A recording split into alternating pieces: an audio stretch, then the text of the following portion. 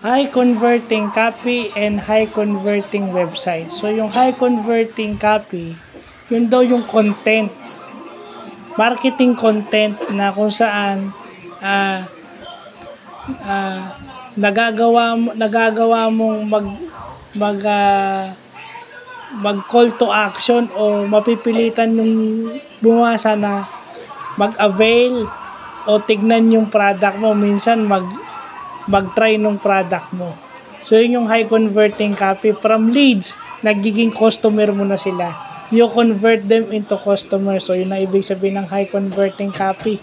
Kaya tinawag na high converting copy kasi bawat tingin nila nagiging customer sila agad.